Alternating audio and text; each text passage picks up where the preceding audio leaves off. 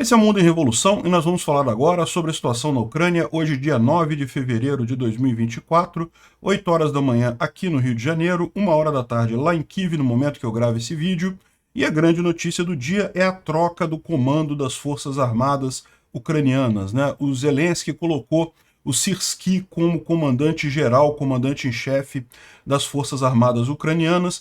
Já havia alguma discussão sobre isso, eu achava que isso não iria acontecer, não sei se é uma boa notícia ou não.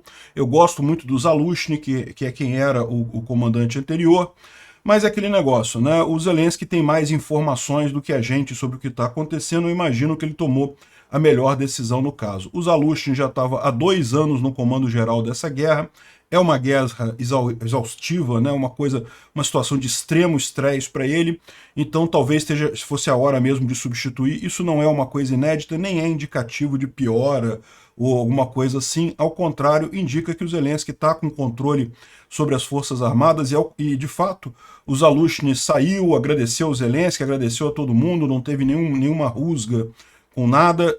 Eu suspeito que vão oferecer para os Zaluzhny o comando da força de drones. Lembra que os ucranianos acabaram de criar um novo ramo das Forças Armadas de drone? Eu suspeito que vai ser o plano do Zelensky, né? Vamos ver o que vai acontecer.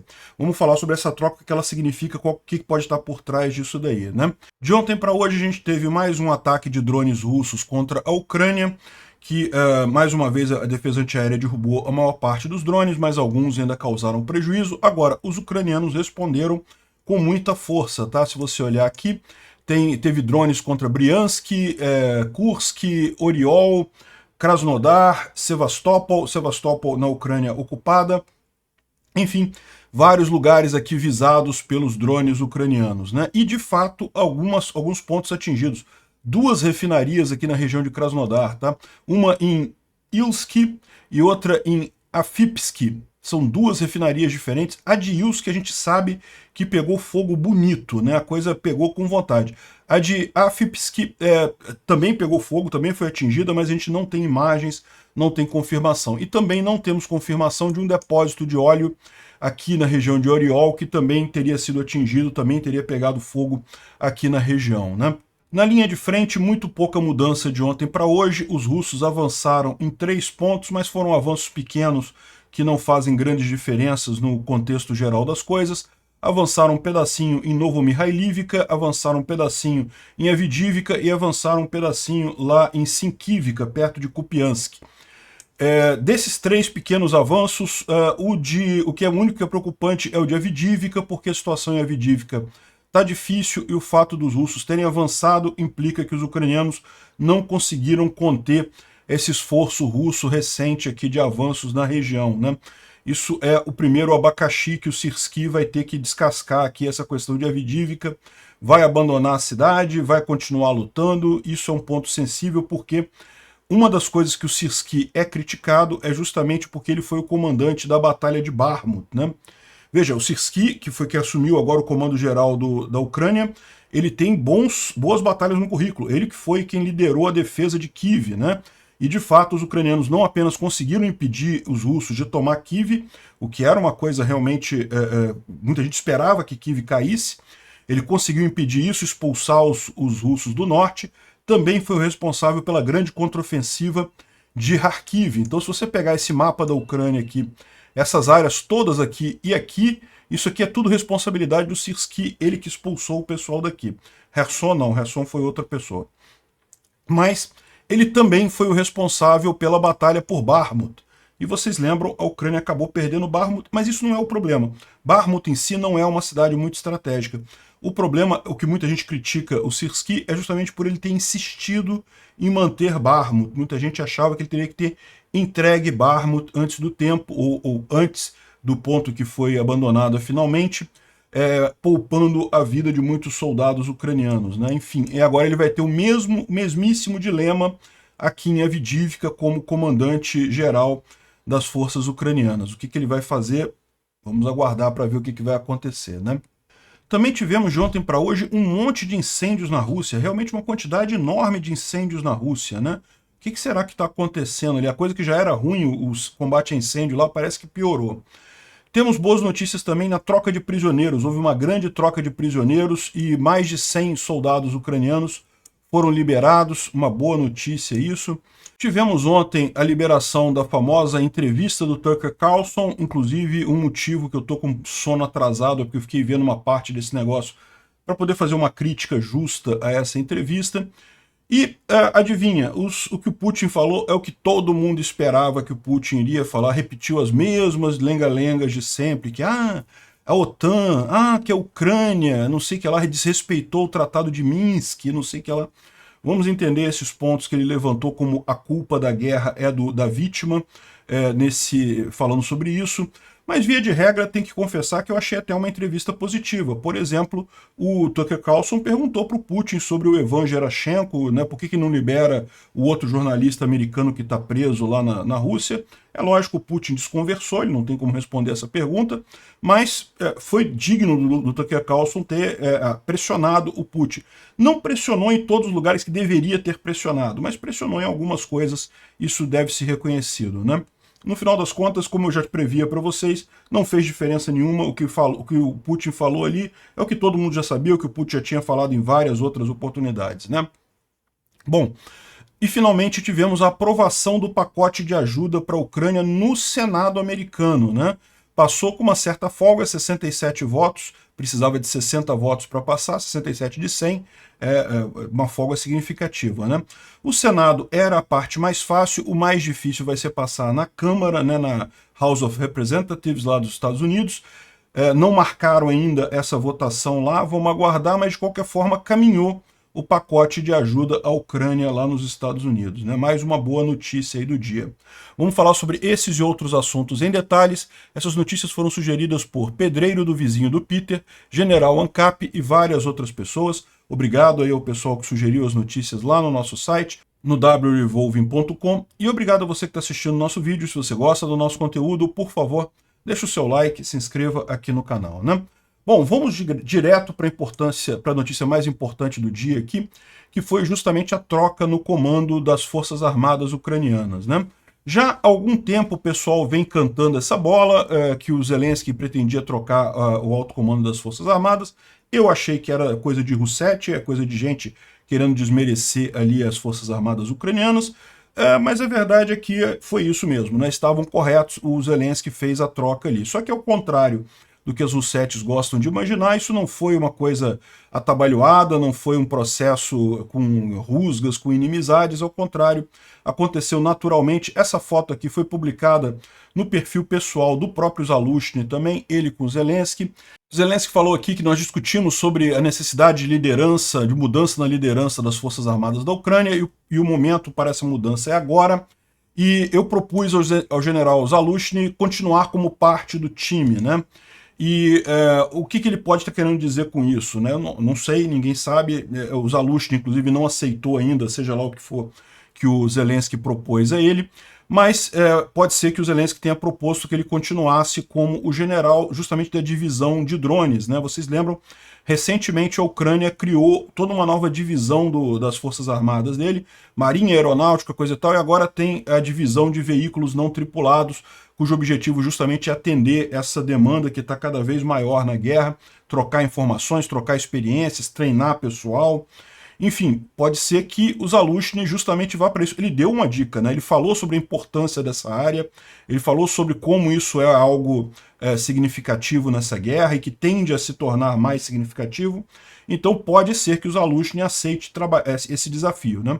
Para ele seria uma demoção. Ele deixou de ser o chefe supremo que comandava tudo para uma parte só das Forças Armadas, mas ele pode justificar isso dizendo justamente do desafio de criar essa área, que é uma área absolutamente essencial dentro da guerra da Ucrânia, né?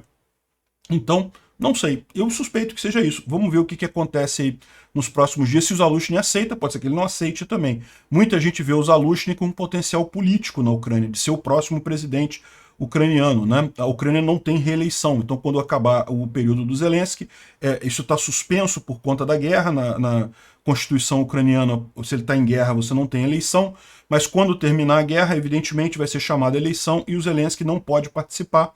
O Zaluzhny é um nome natural para isso daí. eles continuam tendo a relação deles normal e coisa e tal. E outra coisa que muita gente erra em imaginar é que teria sido uma briga entre o Sirski e os Zalushny. Não, não. O Sirski é o braço direito dos Zalushny. É o cara diretamente debaixo dos Zalushny, é um dos generais que ele mais confia e coisa e tal. Então não foi uma troca de comando, tipo um subverteu o outro, trocou uma posição pela outra, né? O que eu imagino que aconteceu é que sim, houve muitas críticas à contraofensiva ucraniana em Zaporizhia, e isso pode ter criado problemas, até o próprio Zalushny, né? Você mesmo começa a se questionar, e aí isso é ruim, porque no final das contas as decisões não acabam fluindo com tanta facilidade. Então, a troca do Zalushny pelo Sirski não é uma grande mudança, é tudo do mesmo time, não teve nenhuma mudança, nenhuma rusga nisso daí, né? E não se espera nenhuma grande mudança na forma da guerra ucraniana. Mas a gente não sabe. O Sirski é um cara que é tido como mais durão, né? Um cara mais durão, menos flexível, menos preocupado com a vida dos soldados, segundo a visão deles lá, né? Bom, e ele tem algumas batalhas impressionantes, como eu falei na abertura, toda a defesa de Kiev foi ele que comandou, então foi uma defesa com muito sucesso. Ele conseguiu depois expulsar os russos aqui do norte da Ucrânia completamente com essa defesa de Kiev. Era algo que ninguém esperava, sinceramente. Veja, por que foi uma surpresa os russos invadirem e chegarem até Kiev?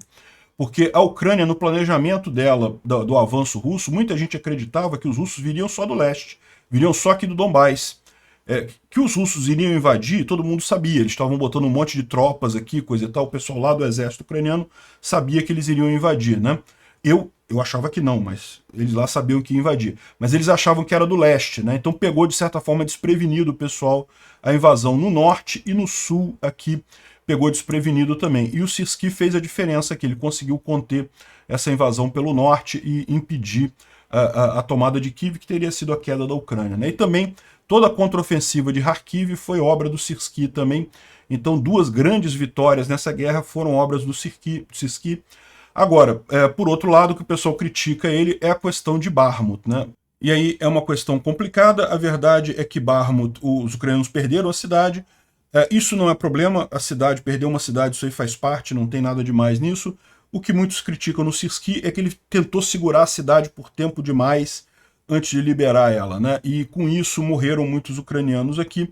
Mas a verdade é que também, por outro lado, você pode entender a Batalha de Bakhmut como um sucesso. O grupo Wagner, que era uma das forças principais dos russos, ficou tão destruída no final da Batalha de Bakhmut que não serviu mais para nada, né? Tentou dar um golpe lá na Rússia e depois simplesmente se acabou, né? Foi distribuída aí por outras unidades. Era uma unidade formidável, era algo que dava trabalho para os ucranianos e foi totalmente destruído aqui na Batalha de Bakhmut, bem como um número enorme de soldados russos e equipamentos russos também foi destruído por aqui, né? Então, dizer que foi uma derrota a Batalha de Bakhmut, não foi para os ucranianos, né? Agora, é questionável, será que ele segurou a cidade tempo demais? Poderia ter saído antes? É muito difícil de avaliar isso, não sabemos como é que vai ser isso. E na questão aqui em Avdiivka, agora o Sirski enfrenta basicamente o mesmo problema, né? A batalha de Avdiivka, mesmo que os ucranianos venham a perder Avdiivka, a quantidade de perdas em equipamentos e pessoal russo que está acontecendo aqui é uma vitória para os ucranianos isso daqui, né? Apesar de que Avdiivka é uma cidade que tem importância estratégica, ao contrário de Bakhmut. O que vai acontecer aqui? O Sirski vai continuar forçando a ocupação da cidade, vai, ao contrário, tirar o pessoal justamente para... Talvez eles tenham dado esse comando por Sirski exatamente para ele poder reverter a fama que ele ficou lá em Bakhmut, né?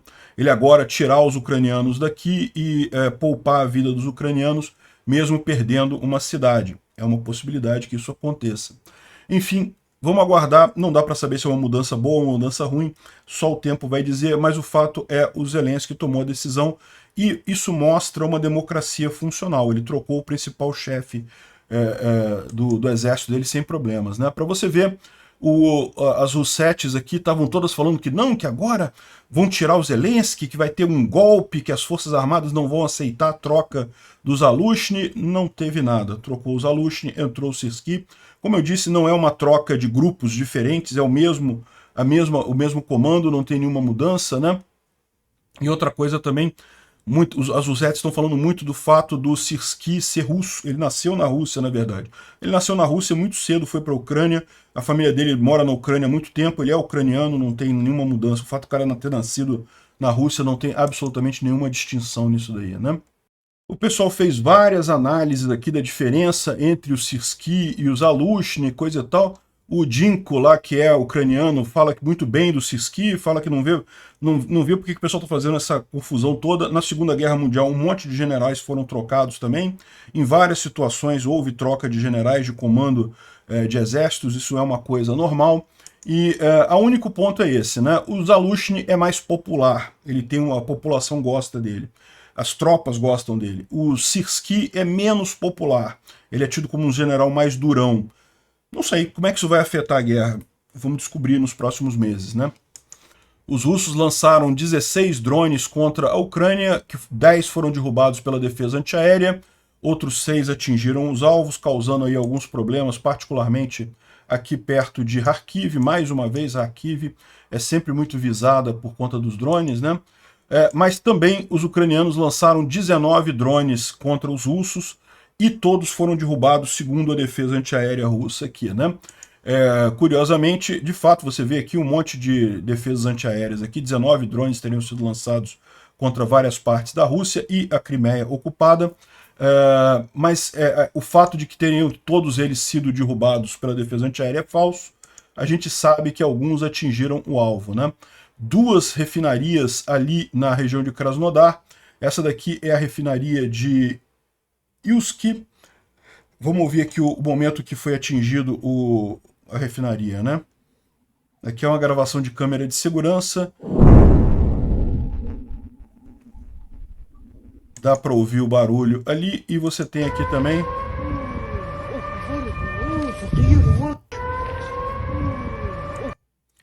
bem uma coluna de destilação ali pegando fogo. Isso vai ser difícil para eles trocarem, hein?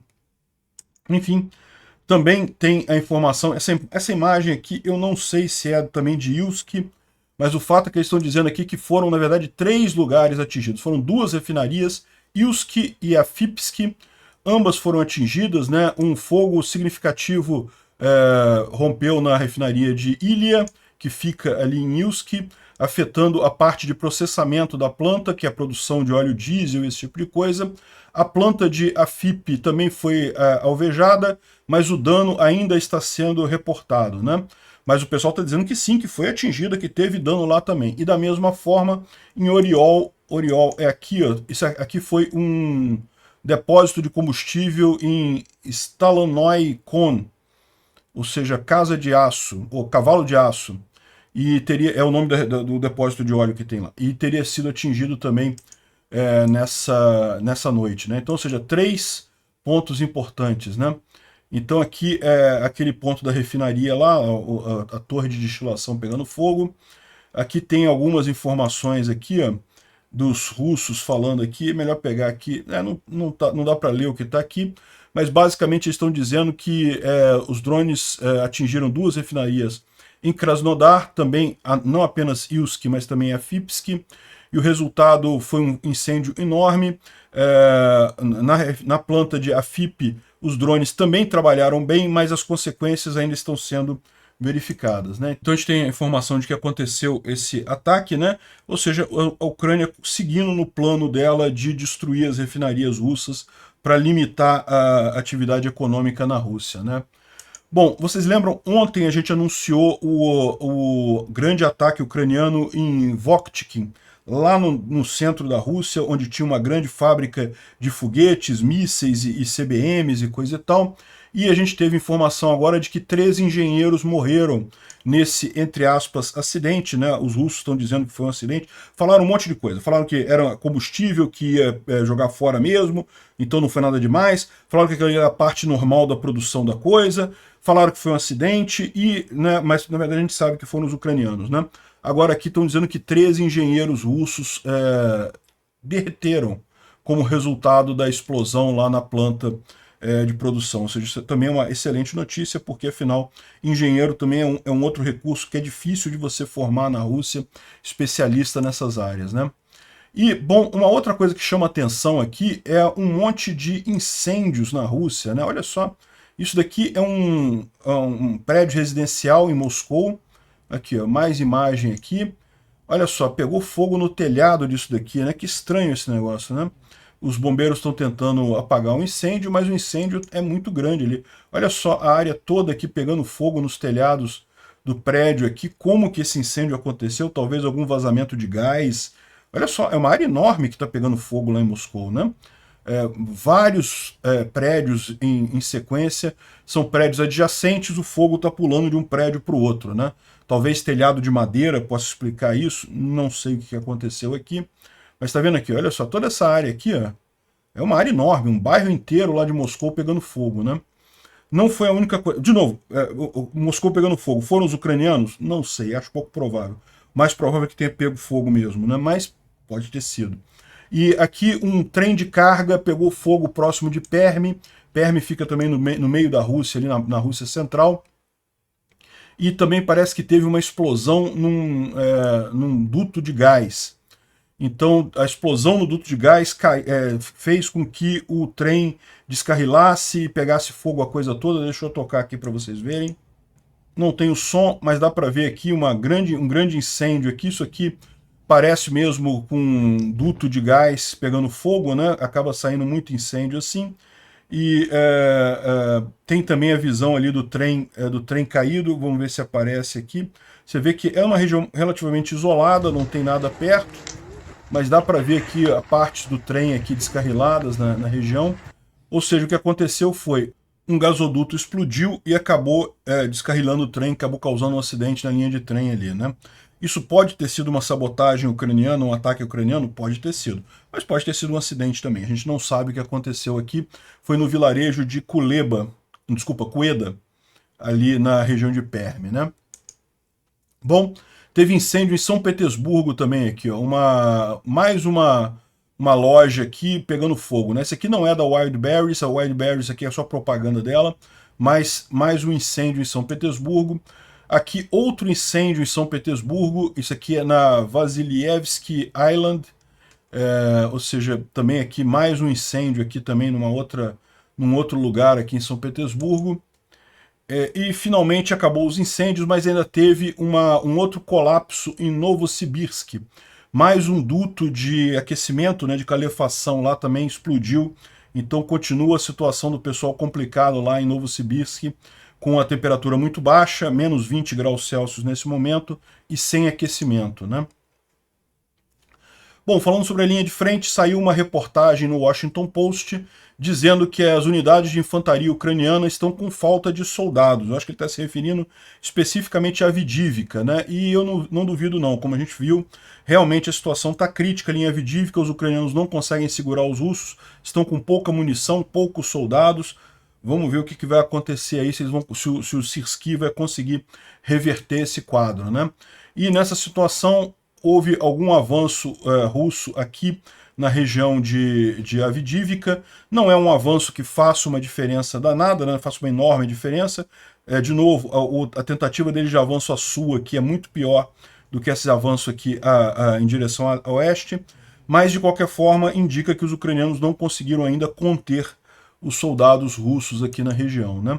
Aqui também, Novo Mihailivka, houve um pequeno avanço russo aqui, ou seja, mais uma vez preocupante. Não é nada que mude a situação da guerra, mas é preocupante aqui também. E finalmente lá em Sinkivka fica... Bom, só para situar a coisa, né? Novo Mihailivka é aqui. Os russos querem tomar a cidade, os ucranianos, na verdade, abriram aqui um grande espaço, os russos retomaram uma parte do espaço aqui que os ucranianos tinham aberto, né? A Avdiivka aqui, nessa região aqui que os russos teriam avançado, e finalmente Sinkivka é bem aqui no norte, próximo a Kupiansk, e o que está dizendo aqui é que eles conseguiram chegar nos arredores da cidade de novo. Já é a quarta ou quinta vez que os russos chegam no arredor de Sinkivka, depois os ucranianos fazem contraofensiva e expulsam ele dali. Mas, de novo, é preocupante. Chegaram nos arredores de Sinkivka, temos que ver o que vai acontecer ali, né? Os mapas do Polevolan não trazem nenhuma grande novidade aqui. Eles falam aqui sobre Bilororivka, quando tem esses mapas assim sem nenhuma mudança, o que ele está apontando de mudança aqui são esses destacamentos com uma bolinha amarela, que são destacamentos novos, ou seja, houve mudança no posicionamento de tropas ali. Então, nesse caso aqui em Bilororrívica, que fica nessa região aqui perto de Kriminá, né? Essa região aqui, ó, Bilororrívica, houve aqui o 175º Batalhão de Reconhecimento Russo, foi deslocado para a área, e o 12ª Brigada Azov também veio aqui para essa área, né? Então, aqui na região de Vezeli, ali perto, no norte de Bakhmut, né? Mais uma vez, nenhuma grande diferença aqui, mas teve algumas tropas que foram alteradas aqui na região, né? Aqui na região de New York, né, e Torets, que é aquela região ali que fica um pouco acima de Avdiivka, né? Avdiivka está aqui, New York está aqui, ó, logo acima de Avdiivka. Aqui os ucranianos estão na ofensiva, estão avançando aqui nessa região. E os russos trouxeram 3 brigadas novas aqui, o regimento de infantaria motorizada, uma brigada de infantaria motorizada e um outro regimento de infantaria motorizada aqui, vieram todos para cá no dia 8, né, ontem, né? Ou seja, essa é a mudança que tem aqui, não houve mudança de área propriamente dita. Mais uma vez, mais um pequeno avanço aqui em Avdiivka, é a preocupação que a gente tem nesse momento. Os russos continuam avançando, os ucranianos parecem incapazes de parar os russos aqui em Avdiivka. Finalmente, aqui na região de Kamiansk, que é bem nessa região aqui, ó, bem próximo aqui, onde os ucranianos avançaram, chegaram a tomar Piatihatsky. Aqui os ucranianos botaram 4 brigadas novas aqui, e, na verdade 5 se você contar essa outra aqui. Então reforçaram bastante essa posição, pode indicar que eles vão fazer um ataque aqui, né? Os russos também colocaram aqui novas brigadas recentemente, né? Então pode ser que a gente veja uma reativação dessa linha de frente aqui, né? O Instituto para o Estudo da Guerra fala principalmente sobre a entrevista do Tucker Carlson. Eles vêm com uma preocupação muito grande, porque o Tucker Carlson é uma pessoa muito popular nos Estados Unidos, e muita gente vai ter acesso a essa entrevista, vai ouvir as mentiras do Putin, né, ditas diretamente em primeira pessoa, o que pode levar a uma mudança na opinião pública geral americana. Eu não acredito nisso, eu acho que o pessoal está ciente do grau de problema que o Putin, o grau de mentira que o Putin fala. Não acredito que isso vá fazer alguma diferença. O Putin só repetiu as mentiras que ele já vem falando há um tempão, né? Mas de qualquer forma, tem uma explicação muito detalhada aqui sobre todas as mentiras do Putin na entrevista. Eu vou falar sobre isso. Então, vamos falar dessa entrevista do Tucker Carlson, que realmente foi um assunto muito comentado, né? E, bom, como eu falo para vocês, eu assisti uma parte da entrevista, não assisti tudo, cara. A entrevista é muito grande, são 2 horas de entrevista. Tô com sono todo atrasado aqui, porque fiquei assistindo esse troço para poder dar para vocês um depoimento em primeira pessoa, né? E, primeira coisa, eu acho que o Tucker Carlson até que fez um trabalho melhor do que eu esperava, não foi absurdamente partidário, leniente com o Putin. Ele fez algumas perguntas que realmente foram duras para o Putin ali. Por exemplo, perguntou sobre o Evan Gerasovich, falou inclusive, não tem como eu voltar com ele para os Estados Unidos e coisa e tal. O Putin, lógico, desconversou, falou que não, que ele não está ciente do que está acontecendo com esse jornalista, que isso daí é um problema da justiça russa, que ele foi acusado de fazer espionagem e não sei o que lá, e que, enfim, inventou o negócio todo lá, falou o discurso oficial da Rússia, que o cara era espião e coisa e tal, mas não era, né, não tem nada a ver isso. Enfim, não mudou nada no final das contas. Mas pelo menos fez a pergunta, é um ponto positivo. Pediu para... Pô, não dá para... Aqui, ó. Eu gostaria de perguntar para você diretamente, você estaria disposto a liberar ele comigo, para ele voltar comigo para os Estados Unidos? E o Putin falou que não dá e coisa e tal, porque é questão da justiça. E lógico que dá. Se o Putin quisesse, a justiça dava um jeito, né? Mas... segurou e coisa e tal, e o Putin no final disse que está em negociações com os Estados Unidos, está exigindo a liberação de um monte de espiões de verdade da Rússia em troca de um jornalista que não é espião, que foi preso ali, né?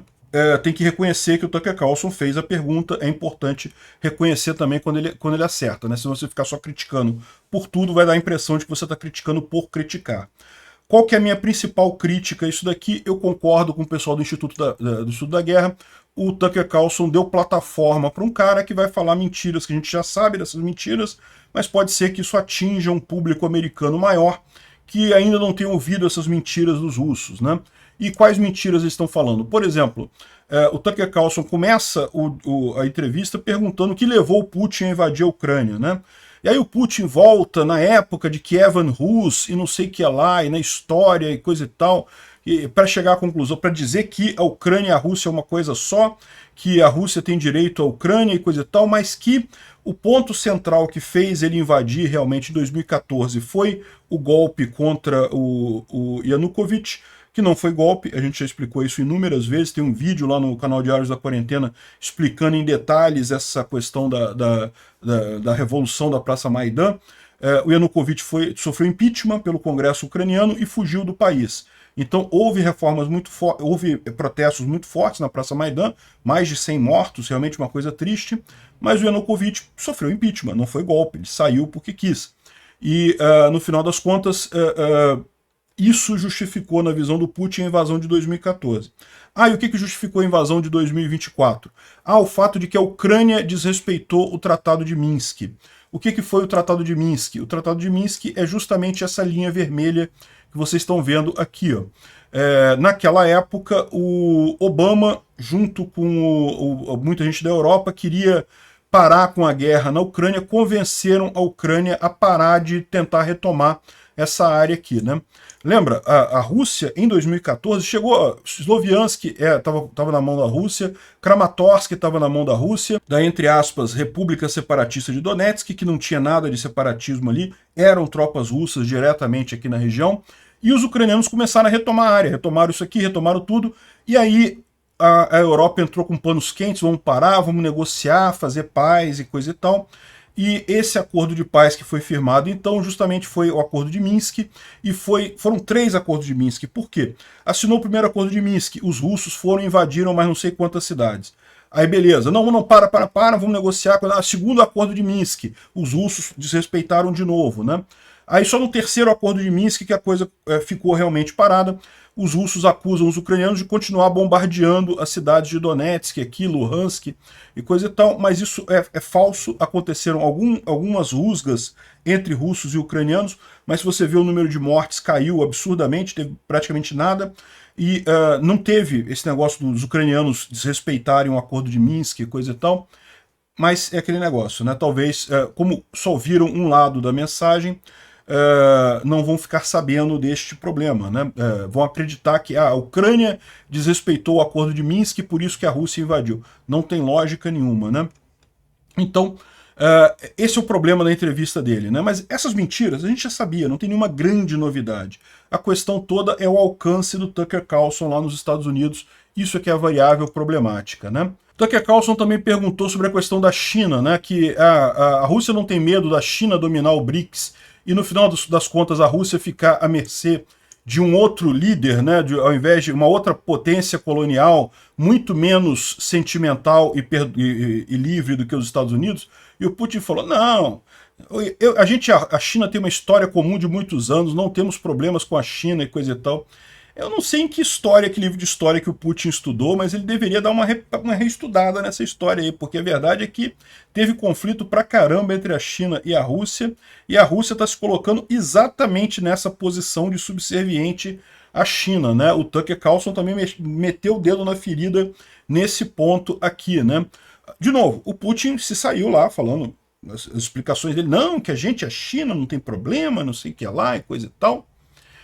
Enfim, outra coisa que pode impressionar muito o público americano, que uma das coisas que se vende lá nos Estados Unidos é que a ajuda à Ucrânia é necessária porque a Rússia não iria parar na Ucrânia, iria invadir a Polônia, a Letônia, a Lituânia, a Estônia, né, os países bálticos. Então os Estados Unidos é melhor ajudar a Ucrânia agora do que esperar isso acontecer e a Rússia invadir esses outros países, vai ficar muito mais caro depois, né? E o Putin falou que ele não tem nenhuma dúvida, nenhum pedido territorial com a Polônia, com a Letônia, com outros países do continente, que ele só vai invadir a Ucrânia, nada da Europa e coisa e tal. Só que o problema dessa palavra do Putin é justamente que ele falou exatamente a mesma coisa sobre a Ucrânia. Ele disse seguidas vezes, até em fevereiro de 2022, Antes de invadir a Ucrânia, o Putin estava falando que não tinha nenhum interesse em invadir a Ucrânia, que ali eram só exercícios que ele estava fazendo, que ele não ia invadir. Aqui, ó. Isso daqui é um tweet da embaixada russa na Suécia falando de campanha de desinformação contra a Rússia, dizendo que a Rússia está planejando invadir a Ucrânia. Isso aqui foi em fevereiro de 2022. A Rússia invadiu em fevereiro de 2022. Então, ou seja, o fato de ele dizer agora que não tem nada, não tem nenhum interesse em invadir a Polônia, a Letônia e outros países, meu amigo, é lógico que tem. Ele já deixou claro que tem. Você sabe que existe, no mínimo, o Swahili Gap ali entre a Lituânia e a Polônia, que a Rússia já disse que tem que invadir, que tem que tomar e coisa e tal. Então, eu espero que os americanos se liguem que não, o Putin, o fato dele dizer que não vai invadir não quer dizer que ele não vá invadir, né? Outra coisa que o pessoal chamou atenção é os dois sentados pertinho assim. Será que o Tucker Carlson ficou 5 dias de quarentena e fez os testes todos para conseguir fazer a entrevista? Pode ter sido. Ele ficou um tempão lá em Moscou, né? O Putin é meio paranoico com esse tipo de coisa. O Tucker Carlson ficou um tempão lá em Moscou, talvez fazendo a quarentena para essa entrevista, né? Outros assuntos, teve uma troca de prisioneiros muito bacana, 100 prisioneiros ucranianos voltaram para a Ucrânia, 100 prisioneiros de guerra, 100 ucranianos prisioneiros de guerra que estavam com os russos voltaram para a Ucrânia. Finalmente, a gente tem a notícia da aprovação no Senado da ajuda para a Ucrânia, Israel e Taiwan, né? O total de 95 bilhões de dólares em ajuda, 60 bilhões para a Ucrânia, o resto para Taiwan e Israel. Passou com folga, tinha que ter 60 votos, 67-32 foi o placar final, passou com uma certa folga no Senado americano. Mas o grande desafio é na Câmara, né? Ali tem dois desafios. Primeiro é o Mike Johnson botar para votar. Eu acredito que tenha havido um acordo com ele para ele botar isso em votação. Mas também tem o desafio de passar na Câmara, né? Porque embora a maior parte dos republicanos seja favorável a essa ajuda à Ucrânia, o grupo do Trump não é e certamente está fazendo muita pressão contra isso. Lembra que não é a maioria simples que precisa passar com uma maioria qualificada na Câmara também. Então, vamos torcer para isso dar certo. O Zelensky agradeceu a decisão desse pacote de ajuda e o Instituto para o Estudo da Guerra também fez aqui todo um estudo explicando as principais críticas à Ucrânia e como isso é falso, né? Como os Estados Unidos deveria ajudar sim a Ucrânia. Fala aqui, por exemplo, que a ajuda americana para a Ucrânia não tem supervisão, está sendo mal usado, está sendo perdido por causa de corrupção na Ucrânia, e o fato é que sim, tem muita supervisão, o governo faz uma contabilidade muito extensiva disso daí, a maior parte das grandes armas tem até rastreadores GPS, então o governo americano sabe onde estão todas as principais armas sendo usadas ali na Ucrânia, os HIMARS e coisa e tal. Então, sim, tem muita vigilância sobre isso, né? Os Estados Unidos está dando mais apoio para a Ucrânia do que a Europa, e a Europa não fez muito por isso, né? E não é verdade, também os aliados da OTAN contribuíram com 178 bilhões de dólares apoiando a Ucrânia. É verdade que é mais ou menos a mesma quantidade que os Estados Unidos, mas é aquele negócio, os Estados Unidos é o país mais rico do mundo mesmo, então é esperado que ele ajude com bastante coisa, né? A ajuda atual é de 60 bilhões, mas já teve mais de 200 bilhões americanos alocados na Ucrânia até aqui. A Ucrânia é outra guerra para sempre para os Estados Unidos. Não, isso não é uma guerra americana, é a guerra de outra nação, né? Isso é outra coisa. É muito engraçado como alguém trata, falando que essa guerra é uma guerra proxy entre Rússia e Estados Unidos. Não, meu amigo, não é guerra proxy coisa nenhuma. A Rússia está na guerra, a Rússia está morrendo russo todo dia lá na Ucrânia. 1000 russos por dia estão morrendo na Ucrânia. Então isso não é o conceito de guerra proxy. Guerra proxy é quando nenhum dos países está envolvido. É o caso do Iêmen, por exemplo. Está o Irã financiando os Houthis, a Arábia Saudita financiando os outros grupos, lá o governo oficial do Iêmen, né? Então, ali é uma guerra proxy, tem um lado apoiando um lado, mas ninguém está diretamente na guerra. O Irã não está com tropas no Iêmen, a Arábia Saudita não tem tropas no Iêmen. Isso é uma guerra proxy, né? A guerra da Ucrânia não, é a invasão de um país autônomo, de um país legítimo, né, soberano, por uma potência imperialista que é a Rússia, sem absolutamente nenhum motivo para isso, né? E os Estados Unidos estão fazendo nada mais do que cumprir os acordos que fizeram no passado, principalmente o Memorando de Budapeste, em que garantiu apoio para a Ucrânia em caso de ataque, né? Mandar ajuda militar para a Ucrânia degrada a prontidão militar americana. Isso é falso porque está permitindo justamente a modernização das forças americanas. O que está sendo mandado para a Ucrânia é tipicamente equipamento que já está sendo terminado pelos Estados Unidos, né? Por exemplo, um caso clássico é o ATACMS. O ATACMS, os Estados Unidos está destruindo 10 mil mísseis ATACMS. Pô, podia mandar esses mísseis para a Ucrânia, muito melhor uso. Tem até custo para destruir esse tipo de coisa, né? Enfim, então não está permitindo que os Estados Unidos modernize a sua força, justamente para esse dinheiro que está sendo liberado pelo Congresso, muito disso vai para a compra de novo equipamento pelas Forças Armadas, né? Os Estados Unidos estão mandando um cheque em branco para a Ucrânia, de forma alguma, né? O Congresso especificou exatamente quais os valores que serão dados em cada propósito específico.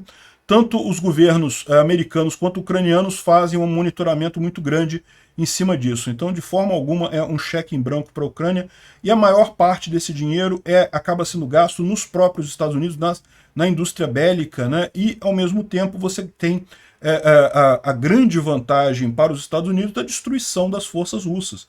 Os Estados Unidos está destruindo o principal, ou um dos principais rivais militares no mundo a um custo praticamente zero. Se parar para pensar o quanto que estão gastando aqui para destruir o principal rival militar americano, é praticamente nada, né? Ou seja, é a pechincha do século isso daqui. Bom, vamos esperar, espero que os argumentos encontrem eco entre os deputados lá nos Estados Unidos e que essa ajuda passe nos próximos dias. Vamos aguardar. Obrigado por assistir o vídeo até o final. Se gostou do conteúdo, não esqueça de deixar o seu like, isso ajuda o canal a crescer e a chegar para mais gente. Se não gostou, deixe o dislike e explique nos comentários como podemos melhorar. Comente também sugestões de temas que podemos trazer por aqui. Comentários insultuosos ou defendendo ditaduras e criminosos de guerra serão sumariamente bloqueados. Agradeço a compreensão. Se ainda não é inscrito no canal, considere se inscrever clicando no botão inscrever-se abaixo e marcando a campainha para todos os avisos. Se quiser ajudar o canal, veja no nosso site como você pode fazer isso.